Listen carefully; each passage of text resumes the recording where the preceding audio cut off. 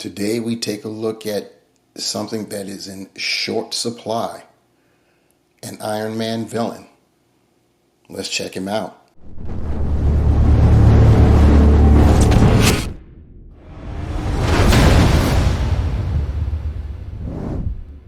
What is good, my peeps? It's the Ruckus Humming coming at you again with another action figure review. Continuing on with the Iron Man Retro Wave, we have a villain, a bona fide Iron Man villain. It's our second villain of this wave that we review, but this is a bona fide Iron Man villain. We have Whiplash. Now, the funny thing, before I even go any further, is that he's labeled as Whiplash here, but when he took this costume where you see he's primarily in black, he changed his name from Whiplash to Blacklash and ended up using an energy enabled whip.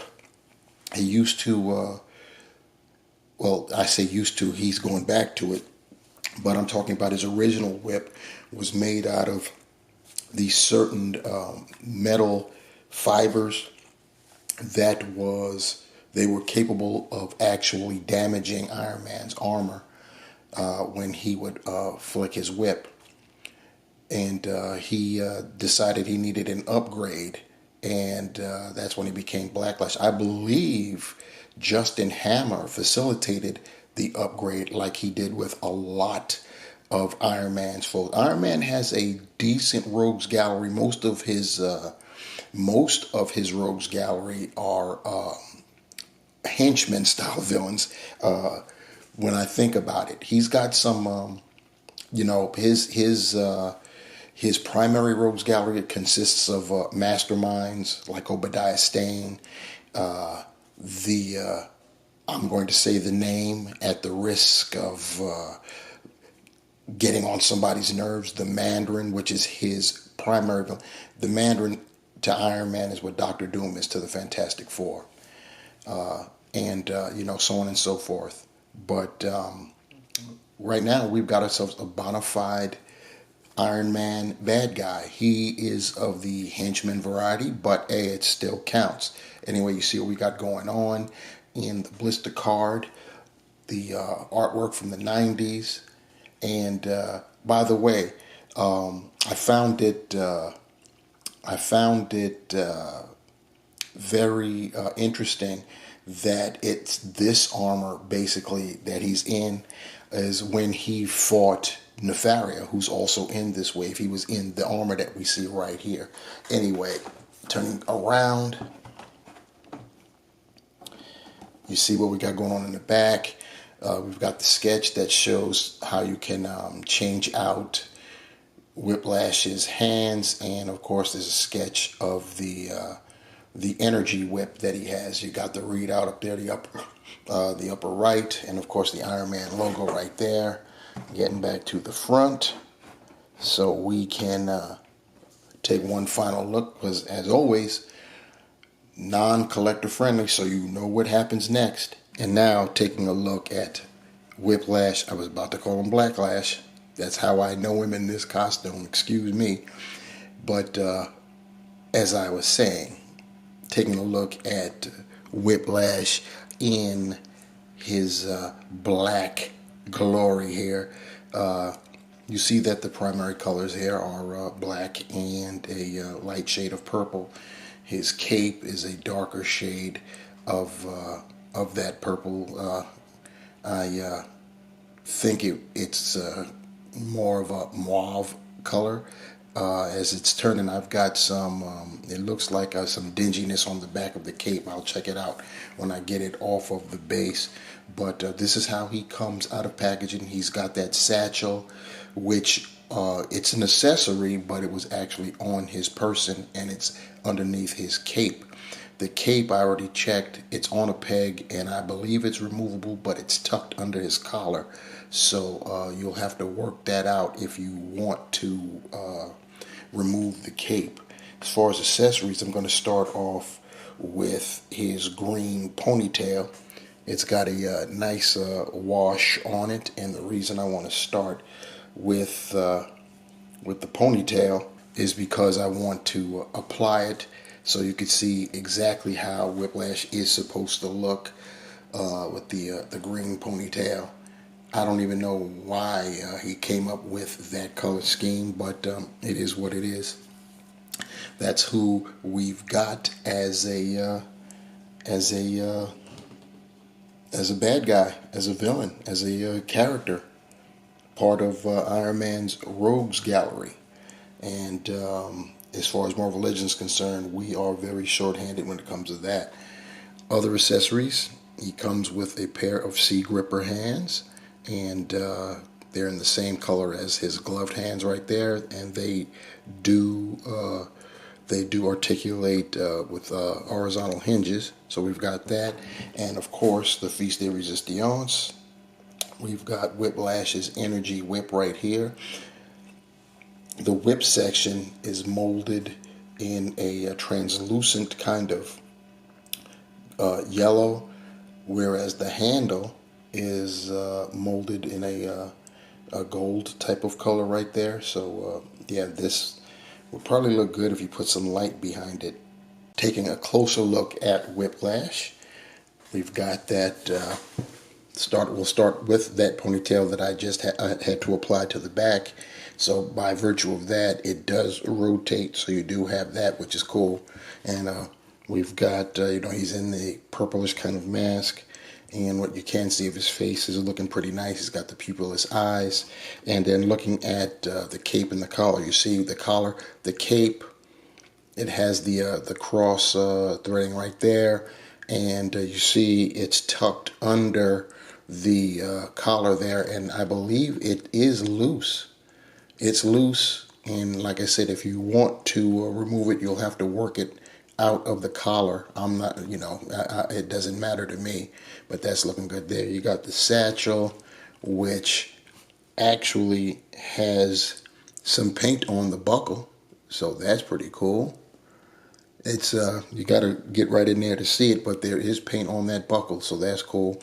Everything else is basically black. The gloves, you see what's going on with them, and then the boots, the cape. I had mentioned I saw some dirt or maybe a blemish right there. You see what we got going on right there, and I think that's exactly what it is. Actually, it's dirt. It wants to come off, so I'll work on that after the review is over.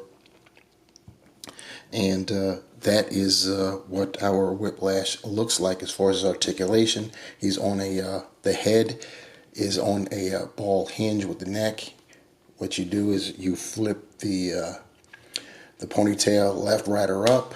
I just popped that off, but Whiplash can look up that far. That's because the collar is impeding from looking further up.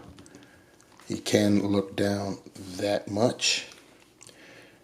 You get pivot in there, and you can 360 it if you so desire. You can get the shoulders out to a nice T-pose. Let's do both of them so you can see. You got that going on, and then you can get it to draw back only about that much. That's because the cape is impeding. You've got the bicep swivel, double jointed pinless elbows. You have rotation at the wrist, and of course the horizontal hinge, and that's for both sides. He's got an ab crunch. Go for it that far. He can go back despite the cape that far. He's got the waist swivel. He can only get his legs out that far. That's somewhat disappointing. He can kick 90 though and go back about that far. He's got the thigh cut, double jointed pinless knees. So at least we get that. Pretty cool.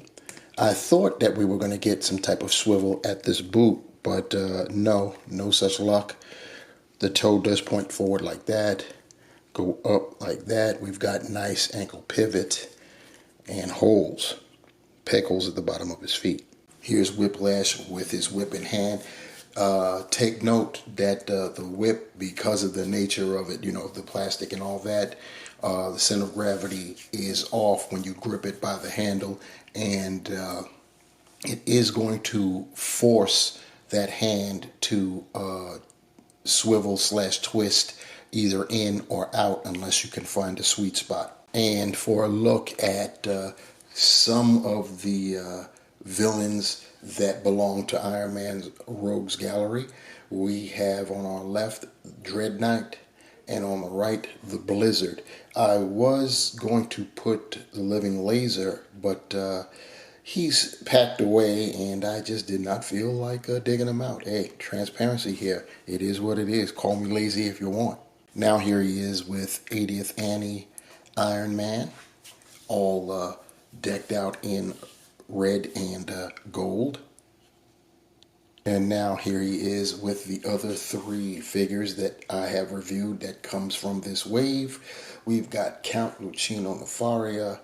We've got behind Whiplash Iron Man Model 09. And of course we've got Model 01, the gold variant. So my final summation of the Marvel Legends Iron Man Retro Wave Whiplash, who I have to think before I even say his name. I want to call him Blacklash so bad, but he's listed as Whiplash, so that's what he will be referred to as. Anyway, about Whiplash, I think it's great that we have a new character to add to our growing fleet of Marvel Legends figures. I think it's great that we have a new villain to add to Iron Man's Rogues Gallery, because I still think that he is sorely lacking in that department.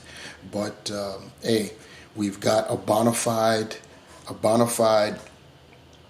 Iron Man bad guy with Whiplash, and with Nefaria, just a few reviews prior, we've got someone who is also technically an Iron Man bad guy.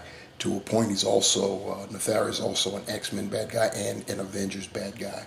But considering in the form that we got Nefaria, Iron Man did face off against him single-handedly in that form one time. So that is, good. You can consider that guy, Nefaria I'm talking about, as a Rogues Gallery villain for Iron Man. But as far as Blacklash is concerned, we've got, I want to believe this is on like the Sunfire body or the Spider-Man 2099 body, only modified with the updated arms and legs. So I mean, that's cool. Those bodies are fine, as long as they give us the pinless knees and pinless elbows, it'd be fine. Of course, I think the hip, the one that splits, leaves a lot to be desired. They don't go out that far, but it's pretty cool. You can get Whiplash into some pretty decent poses. The energy whip looks pretty cool. I do believe it'll look great if there's some way you can get some kind of light behind it to make it gleam a little bit. But yeah, so that he comes with a satchel that's already connected, already attached, I should say, is a more appropriate way of referring to it. The cape, I believe, is removable. You just have to put in a little bit of work to get it off, if that's what you want to do. Comes with an additional set of hands, and that's about it in terms of accessories. But yeah, he's got that the ponytail piece that's green, but it has a wash on it, so it brings it out. It looks a lot cleaner, and you can see the details of the ponytail with it. And yeah, I think that is great that they did that, at least, because Hasbro isn't known for their dry brushing or washes. So whenever we get it, no matter how slight, it's greatly appreciated. And what will be appreciated is if you leave a comment below on what you think about Whiplash, this wave in general. Subscribe while you're down there, like, share, and hit the bell if you want to be notified for the next time I upload another video. And that's how it'll get done.